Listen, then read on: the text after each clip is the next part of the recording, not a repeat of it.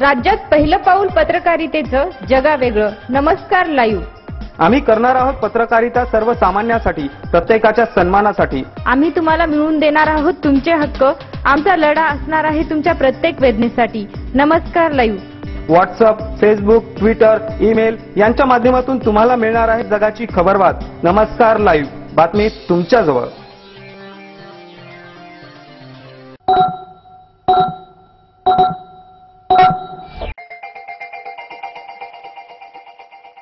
नमस्कार, मी भाग्यश्री पाठक. नमस्कार लाईव्हच्या सायंकाळच्या बातमीपत्रात आपले स्वागत. सुरुवातीला हेडलाईन. लालू सैतान, मोदींचा पलटवार. बिहारमध्ये जंगलराज संपवून विकासराज आणण्याचं आश्वासन. भारतीय हवाई दलात लढाऊ वैमानिक म्हणून महिलांचा समावेश. हवाई दल प्रमुखांची घोषणा. मुंबईत 15 ऑक्टोबरला दप्तर विना शाळा. डॉक्टर कलाम यांचा जन्मदिनाच्या निमित्ताने अनोखा उपक्रम. विशेष घटक योजनेचा शेतकऱ्यांनी लाभ घ्यावा. जिल्हा परिषद सदस्य वर्षाताई भोसीकर. मध्यधुंद एसटी महामंडळ बस चालकाची बेपरवाही, नागरिकांनी चोपले.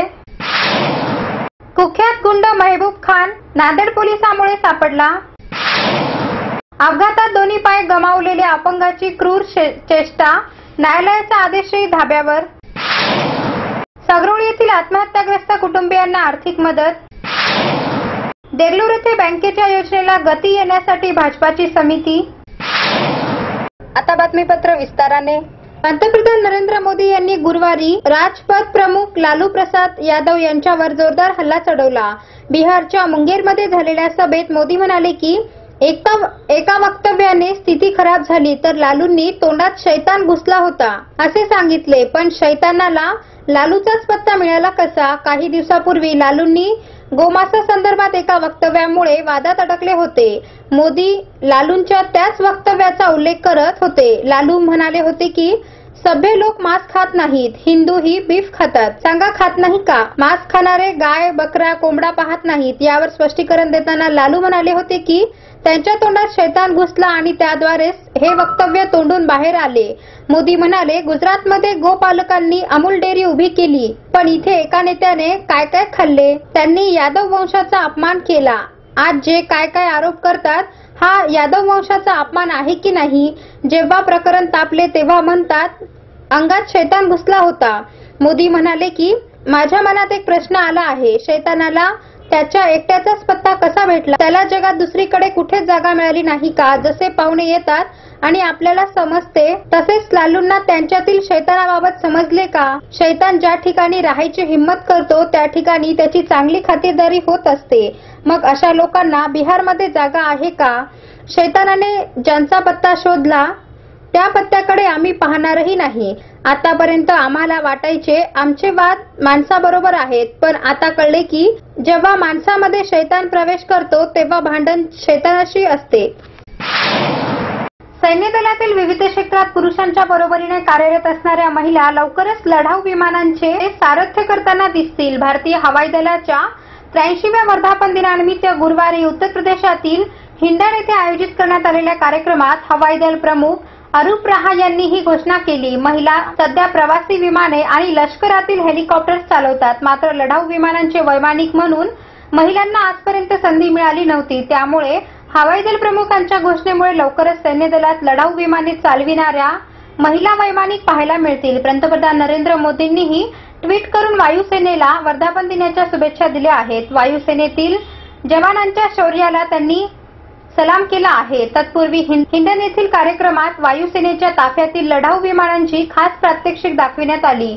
वायुसेनेच्या जवानांनी चित्तथरारक प्रात्यक्षिक दाखवून उपस्थितांची मने जिंकली. यावेळी वायुसेनेचा ऑनररी ग्रुप कॅप्टन सचिन तेंडुलकरही वायुसेनेच्या गणवेशात सहभागी झाला होता.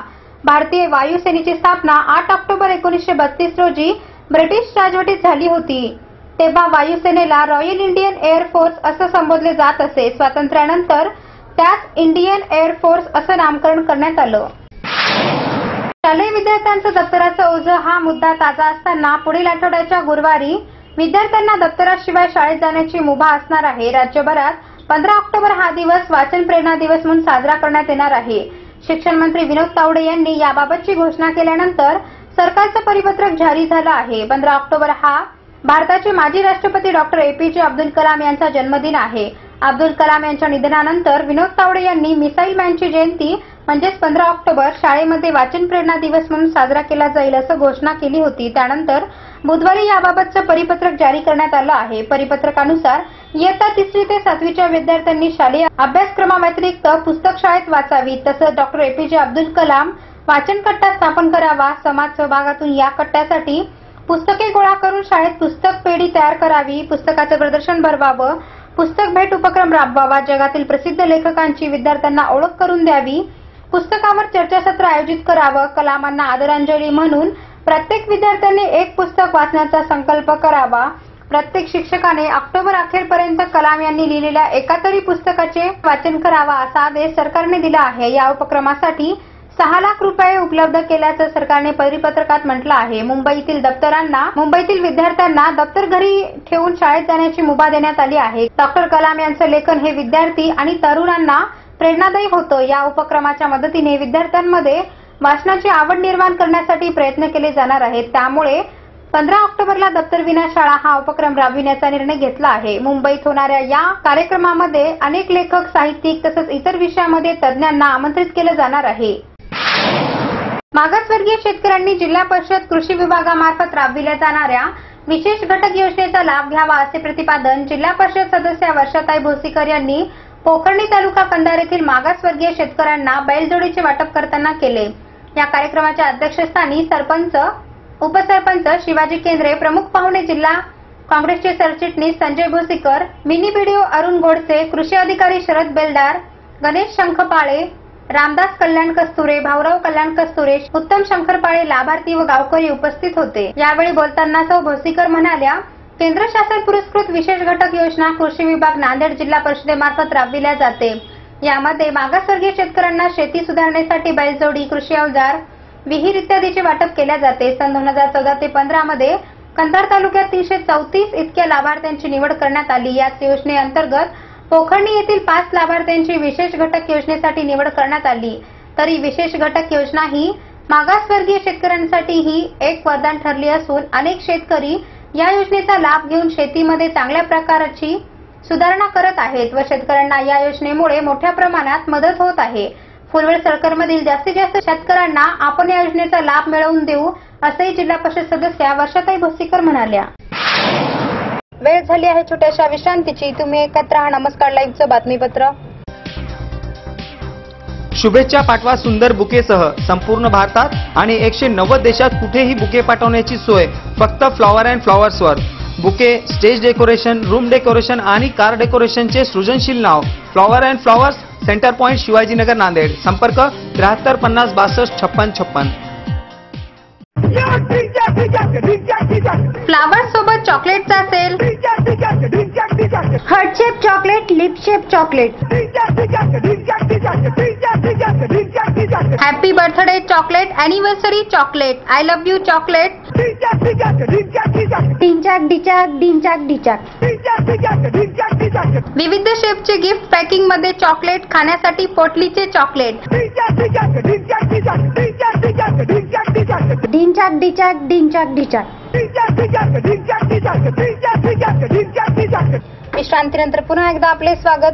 नांदेड बसस्थानकातून प्रवासी घेऊन अकलूजला जाणाऱ्या हदगाव आगाराच्या एका बेपरवाह मध्यधुंद एसटी बस चालकाने गोवर्धन घाट पुलावरून बस दुभाजकाला धडकाविली. या घटनेमुळे संतप्त झालेल्या प्रवाशांनी त्यात चांगलेच चोपून तीव्र संताप व्यक्त केला. ही घटना सकाळी 10 वाजताच्या सुमारास घडली.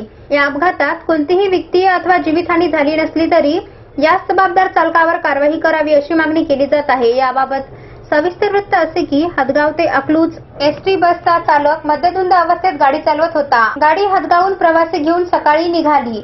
सदर बस नांदेड बसस्थानकातून प्रवासी घेऊन पुन्हा लातूर मार्गे अकलूजला जाणार होती. दरम्यान बस नांदेड शहरातून निघताच गोवर्धन घाट पुलावरून खाली उतरत असताना बस दुभाजकाला धडकली. यावेळी बसमधील प्रवासी घाबरले होते. या अपघातात सुदैवाने कोणतीही हानी झाली नसली तरी काहींना चालकाच्या वागण्यावर संशय आल्याने बस थांबवण्यात आली. चौकशी केली असता चालक दारूच्या नशेत तर असल्याचे आढळले. तेव्हा काही प्रवाशांनी सदर मध्यधुंद चालकाला चोप दिला. यावेळी इतर प्रवाशांनी मध्यस्थी करून त्याला सोडवले आणि घटनेची माहिती बस वाहकाच्या माध्यमातून आगार प्रमुख आणि वरिष्ठांना देण्यात आली। बेपरवाह पद्धतीने कर्तव्यावर असताना दारू पिऊन वाहन चालवून प्रवाशांच्या जीवाशी खेळू पाहणाऱ्या चालकावर कारवाई करण्याची मागणी नागरिकांनी केली आहे। नाव महबूब खान पठाण, आरोप हत्या, अपहरण, खंडणी, चोरी, सध्याचा पत्ता मोकाट। नांदेड पोलिसांनी जीवाचं रान करून पकडून दिलेल्या कुख्यात गुंड महबूब खान पठाणला नागपूर पोलिसांनी मोकाट सोडलं। आजारपणाचं कारण देऊन याच सरकारी रुग्णालयात दाखल असलेल्या महबूबने बुधवार दिनांक 7 ऑक्टोबर रोजी पोलिसांच्या हातावर तुरी दिली। त्यामुळे महबूबच्या सुरक्षेची जबाबदारी असलेल्या नागपूर पोलिसांची पुन्हा नाचक्की झाली आहे। महबूब खान पठाण हा अत्यंत पातळयंत्री गुन्हेगार आहे हे त्याच्या गुन्हेगारी आलेखावरून स्पष्ट दिसतं। 2002 ते 2003 या 2 वर्षात महबूब खान पठाणने मराठवाड्यात दहशत निर्माण केली होती। चोरीच्या उद्देशाने तो घरात प्रवेश करून घरातील महिलेवर बलात्कार करत असे। परभणीतील वसमतमधल्या विद्या देशमुखचीही महबूबने अशीच हत्या केली। त्यानंतर मराठवाड्यात महबूबच्या दहशतीने लोकांनी गस्त घालण्यास सुरुवात केली। 2006 मध्ये महबूब हैदराबादमध्ये पोलिसांच्या जाळ्यात अडकला आणि त्याला फाशी सुनावण्यात आली। पण सुनावणीवेळी महबूबने न्यायाधीश आणि वकिलांनाही जाहीर धमक्या दिल्या होत्या। इतका खतरनाक गुन्हेगार मोकाट पसार झाल्याने मराठवाड्यात दहशत पसरली आहे। विद्या देशमुखचे कुटुंबीय अज्ञातस्थळी रवाना झाले आहेत। सरकारी वकिलांना सुरक्षा पुरवण्यात आली आहे, तर विद्याच्या भावाने महबूबला पुन्हा अटक करण्याची मागणी केली आहे। तसंच सरकारी वकील सुभाष देशमुख यांनाही पोलीस संरक्षण देण्यात आलं आहे। तर कुख्यात महबूब खानला पकडल्याने 50,000चं बक्षीस जाहीर केलं होतं, परंतु त्यातील एकही दमडी मिळाली नसल्याचा दावा त्याला पकडणारे माजी पोलीस अधिकारी मोहम्मद गियासुद्दीन यांनी केला आहे। महबूब खान पठाण सराईत गुन्हेगार असतानाही त्याच्या सुरक्षेत इतका हलगर्जीपणा का झाला? महबूबला पळून जाण्यासाठी कोणी मदत केली का? महबूबच्या मोकाट सुटण्याने दहशतीत आलेल्या लोकांची सुरक्षा कशी करणार? असे अनेक प्रश्न आता निर्माण झाले आहेत। कलंबर सहकारी साखर कारखान्यात काम करत असताना अपघात होऊन दोन्ही पाय गमावलेल्या अपंग व्यक्तीची 15 वर्षापासून प्रशासनाकडून क्रूर चेष्टा चालवली असून न्यायालयाने नुकसान भरपाई आदेश दिला असतानाही तो आदेश प्रशासनाने धाब्यावर बसवला आहे। या प्रकरणाची सविस्तर माहिती अशी की मौजे पांगरा तालुका कंधार येथील तरुण विठ्ठल कोंडीबा कत्रे हा इसवी सन 1999 ला कलंबर सहकारी साखर कारखान्यात रोजंदारी कर्मचारी म्हणून काम करत होता। त्याला त्यावेळी 100 रुपये रोजंदारी मिळत होती। बेकारी असल्याने तो तेवढ्या रकमेत राबवत होता। दिनांक 5 फेब्रुवारी 1999 च्या रात्री 2:45 बेलिंग मशीनवर अपघात होऊन त्याचे दोन्ही पाय गुडघ्यापासून कापले गेले। त्यावेळी सुरुवातीस नांदेडतील शासकीय रुग्णालयात व नंतर खासगी रुग्णालयात उपचार केले, तेव्हा त्यास 1,30,000 रुपये खर्च आला, पण कारखान्याने कुठलेही औदार्य दाखवले नाही। या तरुणाने वारंवार कारखान्याकडे विनंती केली, पण कुठल्याही अधिकारी किंवा संचालकाने दाद दिली नाही।